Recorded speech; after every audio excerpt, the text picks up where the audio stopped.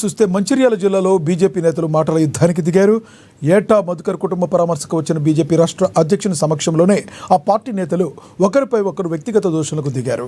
పెద్దపల్లి మాజీ ఎంపీ వెంకటేష్ నేత ఇటీవల పెద్దపల్లి ఎంపీగా పోటీ చేసి ఓడిపోయిన గోమాసే శ్రీనివాస్ మధ్య వాగ్వాదం నెలకొంది.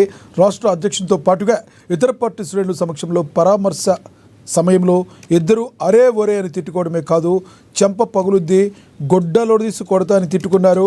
రాష్ట్ర అధ్యక్షుడి పక్కనే ఉన్న ఇద్దరు నేతలు తిట్ల దండకంతో రెచ్చిపోవడంతో శ్రేణులు విస్తుపోయారు. వెంకటేష్ రామచంద్రనా ఈయన పెట్టుకో